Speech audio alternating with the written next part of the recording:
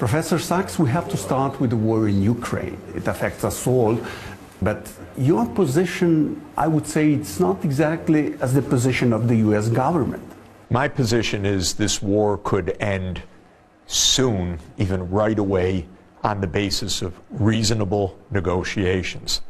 The American position is no, the only way this war can end is to defeat Putin.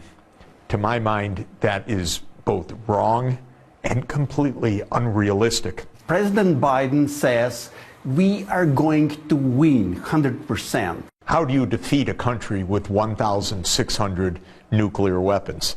I don't think the U.S. government has thought this out at all.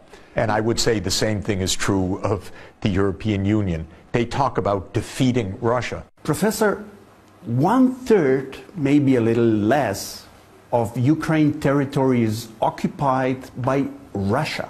So insisting on negotiations right now means that Putin is winning. Well, I already gave my advice many times to the Ukrainian people and government, which is don't get caught in a proxy war between the U.S. and Russia because your country will be destroyed. And that is the tragedy. I said to the Ukrainians, look at Afghanistan. Is that what you want to look at? 15 years of occupation and continued destruction, 20 years basically from the time of the U.S. invasion.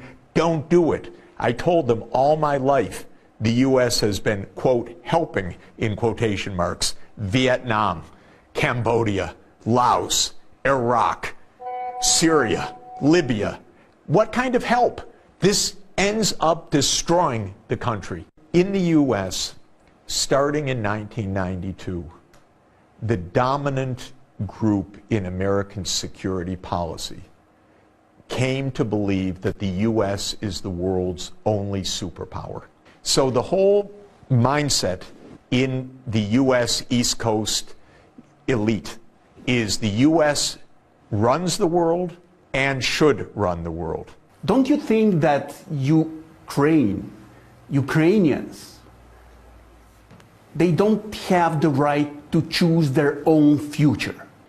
The Ukrainians have the right to choose their own economic future, their own political future, but not their own military future.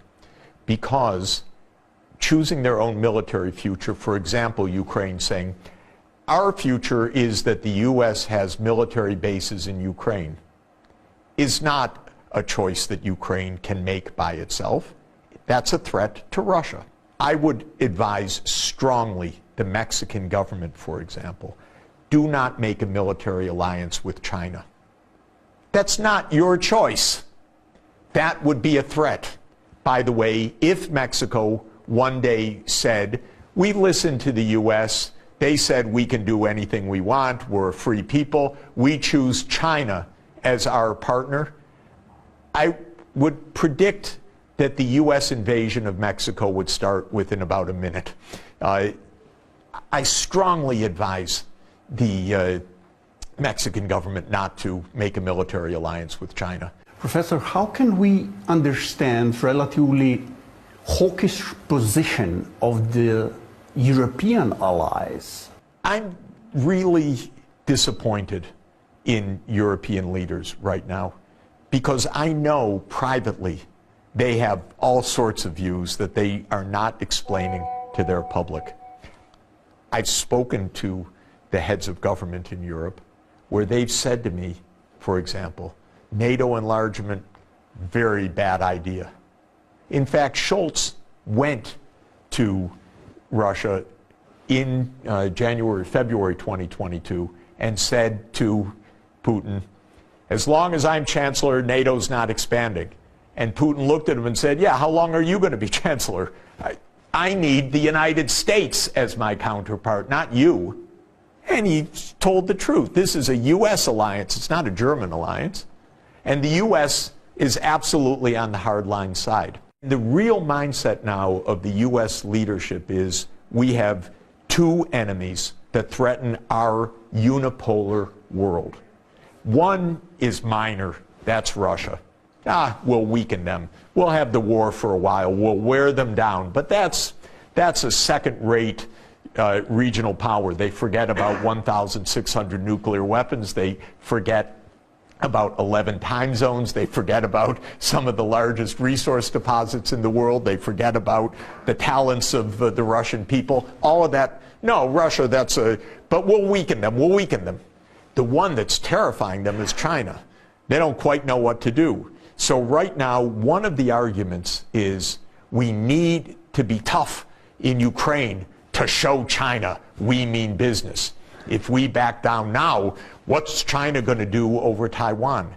Honestly, Ukraine isn't even the center of attention. Ukraine thinks, oh, this is a war about us. No. First, it's a war to weaken Russia, in which Ukraine is stuck, losing hundreds of thousands of people and cities. It's horrible. But it's not even about Ukraine in the twisted mindset of some of these elites. It's about China.